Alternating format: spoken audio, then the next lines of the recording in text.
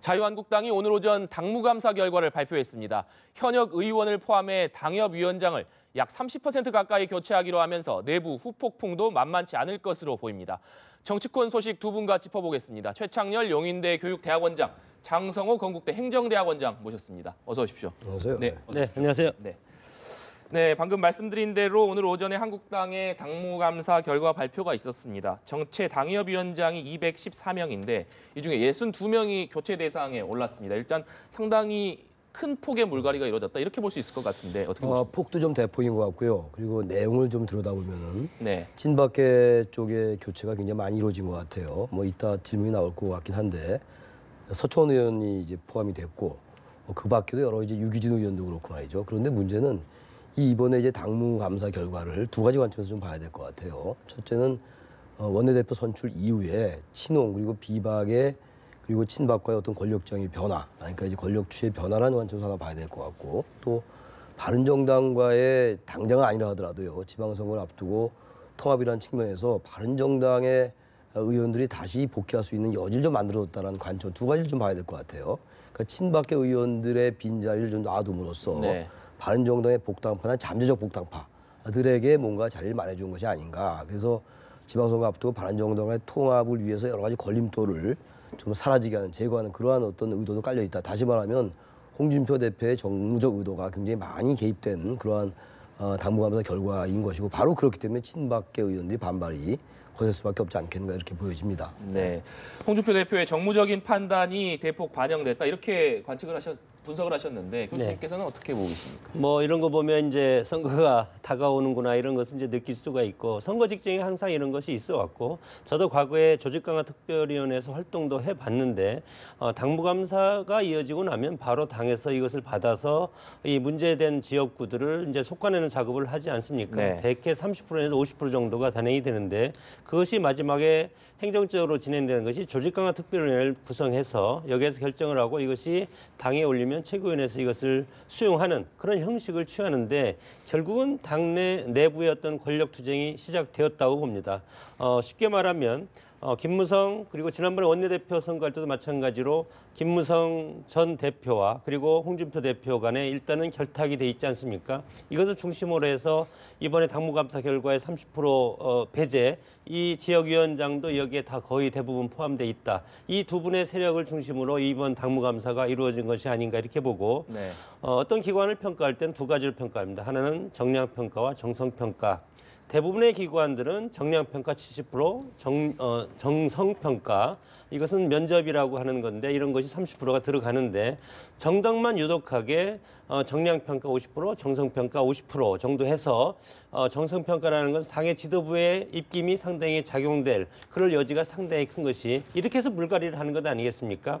지금은 선거철이 아니기 때문에 선거철 같은 경우면 공천을 통해서 공천 탈락을 통해서 물갈이가 되는데 지금은 선거철이 아니기 때문에 당무감사를 통해서 이것을 정리를 하고 있는 이것이 지금 일단은 홍준표 체제였던 체제 구축과 그리고 두 번째 상징적으로 보면 유기준, 서청원, 배덕광, 엄영수 이분들이 핵심적으로 보면 친박계 아니겠습니까? 그리고 위원장들 구성도 보면 권영세 전 주중대사, 손범규 전 의원, 김희정 전 장관 그리고 김재철 전 MB 사장, 이만기 교수, 박민식 의원 이런 분들이 다 거의 다 친박계 지역이기 때문에 결국은 보면 이번 어떤 당무감사를 통해서 친박계 핵심 세력을 축출하는 그런 것을 결단을 단행을 했고 그리고 이제 마지막에 중요한 것은 우리 교수님께서 방금 말씀하셨지만 복당파에 자리를 내주고 그리고 추가 복당을 위한 레드카펫을 깔아주는 그런 형식을 취했다고 봅니다. 네, 홍준표 대표는 정무적 판단이 개입된 지역구는 없다 이렇게 밝히면서 친박 청산과는 무관하다고 선을 그었지만 일단 친박계가 상당 부분 포함이 되면서 반발이 예상되는 상황 아니겠습니까? 근데 지금 아까도 앞서 이제 조직강화 특히 우리 장 교수님 말씀하셨는데 정치, 정당에서 이런 것들의 정치적 판단이 개입 안 된다라는 게 오히려 부자연스럽죠. 정성평가와 정량평가가 있습니다만 선거라는 것이 반드시 정량평가에 의해서 되는 게 아니잖아요. 또 하나 문제는 이런 부분을 떠나서라도 어쨌든 지금 자유한국당 내에 그 친박에 대한 이른바 인적 청산, 인적 쇄신은 전 필요하다고 봅니다. 네. 자유한국당 입장에서 볼 때는 친박에 대한 인적 쇄신이 되지 않고 그리고 보수층 유권자들에게 표를 호소하기는 어려운 거 아니겠어요? 그런 의미에서의 어떤 정치적 판단, 정무적 의도는 반드시 개입돼 있을 수 없는데 특히 유여해 최고위원이 네. 지금 서초갑이잖아요. 이해운 의원이 지금 현역 의원이에요 그쪽에. 이해운 의원은 아직 바른정당 의원이거든요. 그러니까 그런 곳에 이제 뭐 당무감사 결과가 이제 사고당으로 나오면은 유여해 최고위원은 반발할 수밖에 없죠. 바른정당 이해운 의원을 의식해서 이런 결과가 나온 게 아니냐. 그래서 지금 반발하고 있어요. 그렇기 때문에 이 부분을 전혀 정무적 판단이 개입 안 됐다라고 얘기하는 건 아마 홍준표 대표도 그렇게 얘기는 했습니다만 그런 생각을 가지고 얘기하지 않았다고 생각을 합니다. 네. 이 유해 최고위원 같은 경우는 지난번에 전당대회에서 홍준표 대표 이후에 차점자 아닙니까? 가령 홍준표 대표가 대표를 사퇴를 하면 바로 승계하는 그런 위치에 있는데 이번에 탈락됐다는 것은 상당히 의외고, 물론 이것은 당무감사에서 55점을 넘지 못했기 때문에 탈락을 했다고 하지만 유해 최고위원으로서는 상당히 반발할 가능성이 크고, 이것이 그겁니다. 이번에 잠재적 복당파의 걸림돌을 정리를 했다. 그런 측면에서 서초갑의 이해원 의원, 그리고 경기 평택을의 유희동 의원, 또 인천 서구갑의 이학재 의원, 이 지역을 이번에 다 지역위원장을 탈락시키지 않았습니까? 이런 것들을 통해서 볼 때는 표적감사라든가 사당원 논란이 상당히 큰 반발을 불러일으킬 것이 뻔하다. 그렇게 보고 이분들이 앞으로 이제 이거에 대해서 이의 신청을 하지 않겠습니까? 뭐 당에서 이의 신청이라든가 재판이라든가 가처분을 한다고 하더라도 이거에 대해서 법원에서 거의 들어준 적이 없기 때문에 결국은 절차가 진행되면 그것으로 끝나는 것이 정당의 어떤 지금까지 행태라고 봅니다. 네.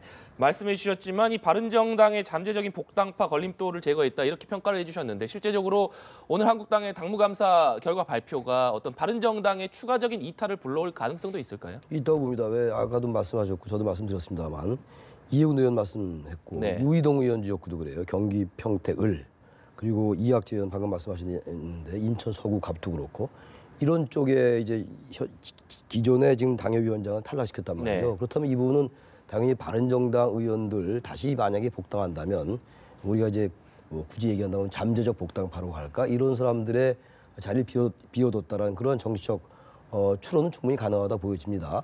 어쨌든 현재 이 지금 바른정당과 국민의당의 통합 논의가 있는데 물론 국민의당 내부의 내용이 극심해진다 하더라도 결국은 궁극적으로 바른정당과 국민의당이 합통합을 하고 그리고 다시 이제 한국당과의 통합을 얘기할 수밖에 없는 상황이란 말이죠. 그렇다면 친홍 그리고 이제 홍준표 대표 등 주류로서는 그런 정치적 판단을 고려 안 할 수가 없을 거예요 아마. 그래서 지금 강서울 포천 가평의 김영우 의원 지역구거든요.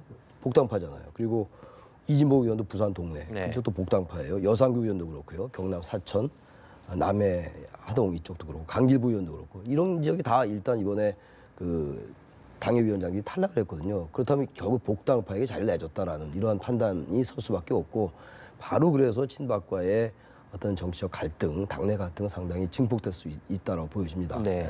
지금 이 바른정당 의원들에게 시그널을 보낸 것이다. 이렇게 해석될 여지가 있는데 하지만 한국당 입장에서는 이 사고 당협을 언제까지는 또 비워둘 수는 없는 입장 아니겠습니까? 그렇다면 언제까지 합류해라? 최소한의 어떤 시간적인 제한은 좀 둬야 되지 않을까 싶은데 언제 정도쯤 이 합류를 예상하고 있다. 이렇게 봐야 될까요?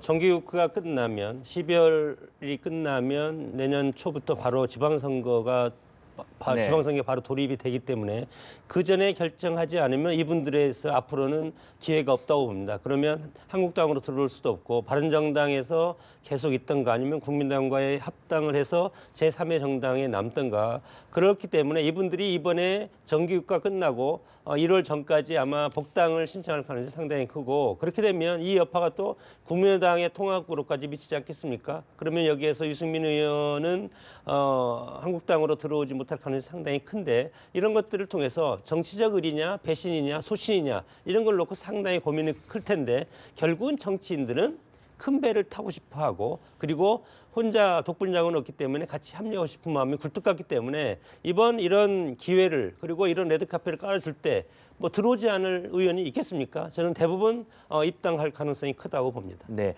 앞서 잠시 언급했지만 이번 이 당협위원장 교체에 친박계 좌장이라고 할 수 있는 서청원 의원이 포함됐고요. 또 단일화를 하긴 했습니다만 원내대표에 출마를 했었던 유기준 의원이 또 포함됐었기 때문에 이 친박계에서 이번 당무검사 결과 발표에 대해서 조직적인 반발을 할 가능성은 없을까요? 좀 그럴 가능성이 있다고 생각합니다. 기본적으로 정당 내의 권력 지형의 변화는 굉장히 중요한 거기 때문에 자신들의 어떤 차기 선거, 지방선거도 그렇고 그 이후에 이제 총선거를 의식할 때 의원들로서는 그런 쪽에서 자신의 영향력을 잃는다는 건 상상할 수 없는 노릇이거든요.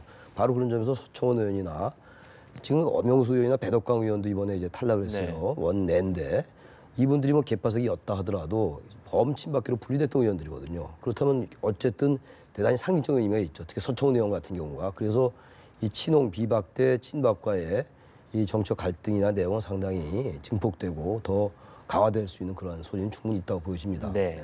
근데 이제 이게 지금 결정된 것이 아니고 당무감사 결과를 발표한 거 아니겠습니까? 이것이 조직강화특별위원회를 거치고 그리고 최고위원회에서 승인을 받아야 되기 때문에 최고위원을 구성을 보면은 친박계가 상당수 있지 않습니까? 그렇기 때문에 이것이 원안대로 최고위를 통과할 수는 없을 겁니다.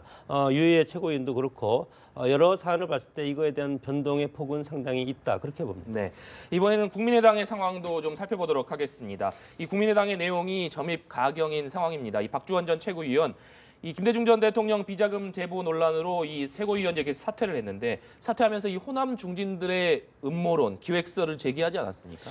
그래서 이 박주원 최고위원이 계속 말을 좀 바꾼 것도 좀 있어요. 그리고 거기에 대해서 이제 경향신문이 계속 또 반론을 제기하고 있지 않습니까? 근데 전반적인 정황으로 볼 때 이 자리에서 그걸 다 얘기할 수는 없다 하더라도 2006년도에 제보를 했고 주성영 당시 한나라당 의원이 2008년도에 국정감사에서 얘기했던 거였잖아요. DJ 이 비자금 의혹, CD 양도성 예금 증서 문제인데 어쨌든 지금 이 박주원 최고위원이 최고위원직을 사퇴를 했어요. 그러면서 최고위원직을 사퇴했지만 자신은 DJ 비자금이라고 특정하지 않았다는 입장을 계속 이제 견지하고 있는 거거든요.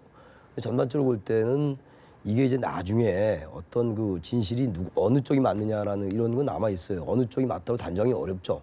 단지 여러 가지 정황이나 그 당시에 여러 가지 맥락으로 볼 때 박주원 최고위원의 말이 정치적으로 상당히 좀 거짓을 얘기하고 있는 거 아닌가 이런 판단 좀 들기도 해요. 그러나 그것을 우리가 단정할 수 없는 노릇이고 문제는 이제 일단 이러한 부분들이 국민의당의 안철수 대표의 측근이기 때문에 박주원 최고위원이 국민의당 내부의 통합 문제 그리고 바른정당과의 통합과 굉장히 연관돼 있다는 문제입니다. 그래서 안 대표의 이 통합 논의, 통합 발걸음에 상당히 좀 걸림돌이 될 수 있는 이런 상황이 있다고 보여집니다. 네.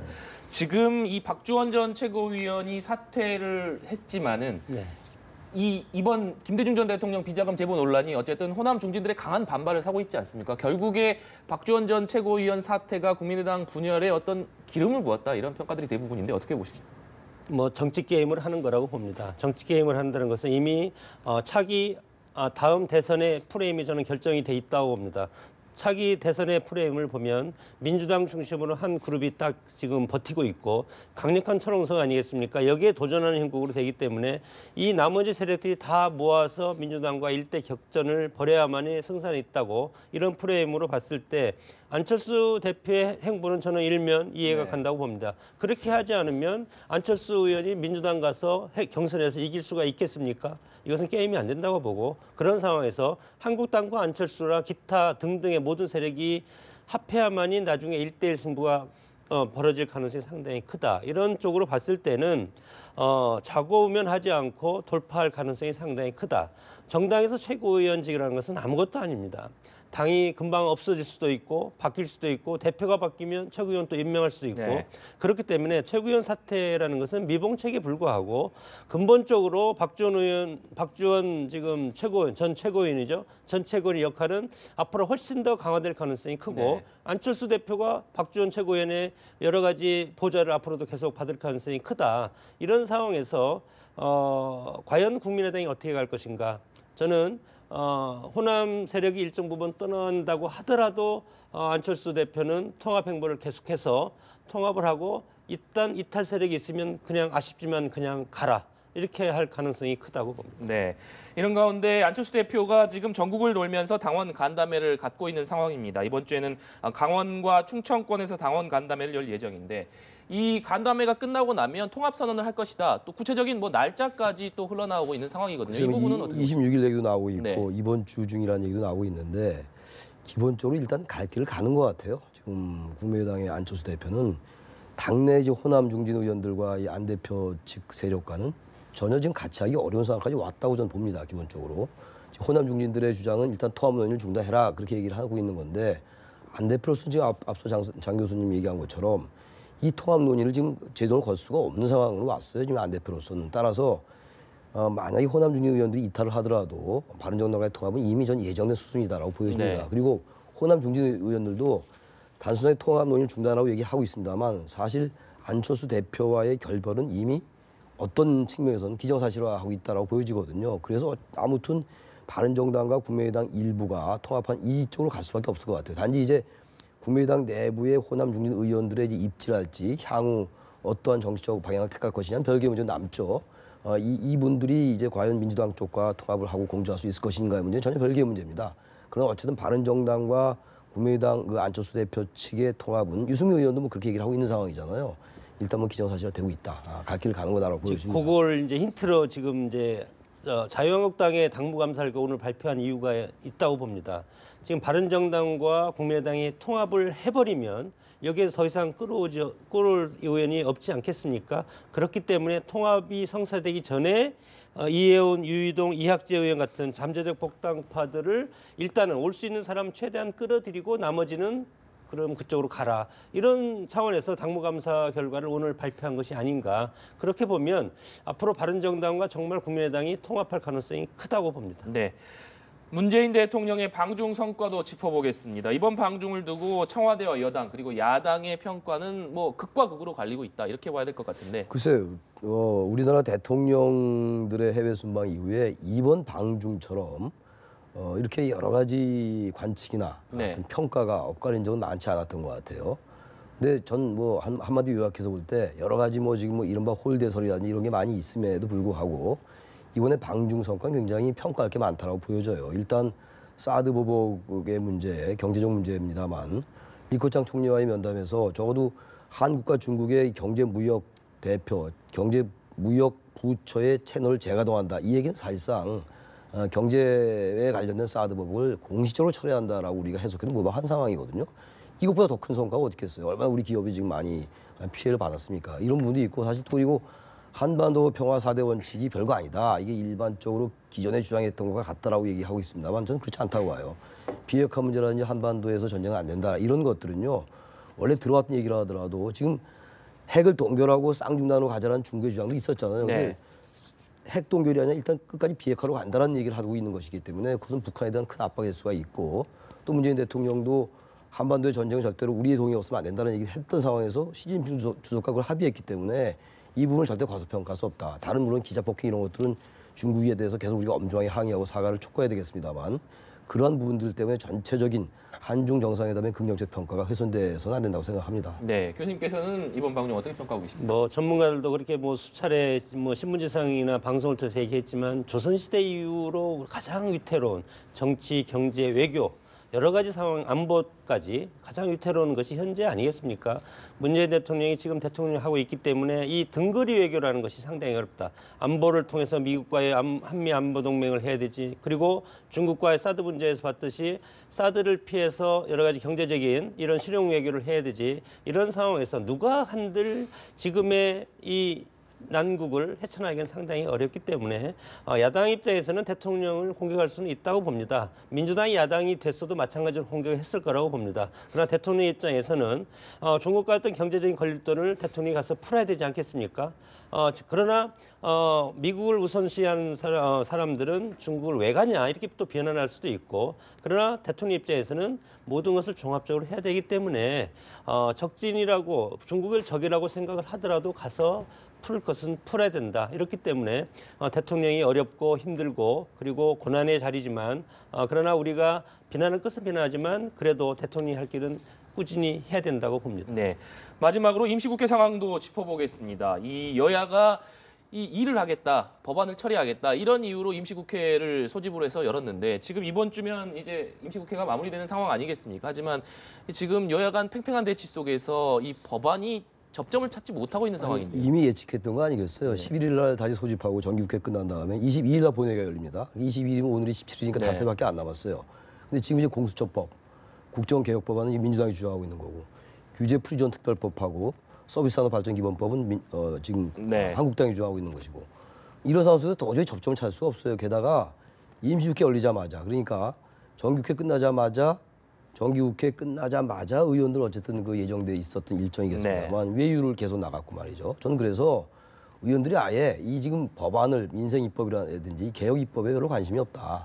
저는 그래서 임시국회가 됐건 정기국회가 됐건 회기 중에는 외유 가는 거 이거 좀 중단시켰으면 좋겠어요. 또 법을 통해서라든지 무슨 규정을 통해서라든지. 하도 의원들이 연말만 되면 정기국회 끝나면은 거의 다 의회 국회 예산으로 가는 거거든요. 물론 꼭 필요한 것도 있겠습니다만 여야 막론하고 끝나면 바로 외유로 가는 거. 이거는 그 임시국회 왜 합니까?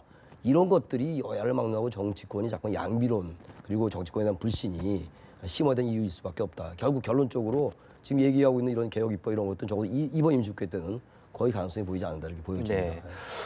이런 가운데 내일 저녁에는 여야 3당 원내대표가 이 만찬 회동을 갔기 때문에 여기서 조금 협상의 물꼬가 트일 수 있다 이런 기대감도 조금씩 나오는 것 같은데요. 근데 전반적으로 뭐 국회의원이라든가 선거직은 한 번만 한다면 뭐 두 번, 세 번, 뭐 3선, 4선, 5선 하지 않고 단선만 한다면 국회에 올인할 수가 있을 텐데 다음 선거가 문제라고 봅니다. 원내대표가 합의한다 하더라도 당내에서 의원들이 따라오지 않으면 뭐 의원총회에서 다 거부하지 않습니까? 네. 그렇기 때문에 상당히 어렵고 선거가 시작되면 선명성과 진영 논리가 판을 치기 때문에 특히 개혁입법이라는 것은 여야가 선진화법 때문에 합의를 해야 되지 않겠습니까? 그렇게 되면 훨씬 어렵고 물론 당 원내대표들은 의원들의 중지를 모아서 가서 협상을 해서 다시 가지만 그러나 그것은 국민들을 위한 어떤 형식적인 절차다. 그렇기 때문에 내실적으로 봤을 때는 협치는 공연불이고 결국은 내년 선거가 있기 때문에 훨씬 더 격돌할 가능성이 커졌다고 봅니다. 네, 알겠습니다. 오늘 말씀 여기까지 듣도록 하겠습니다.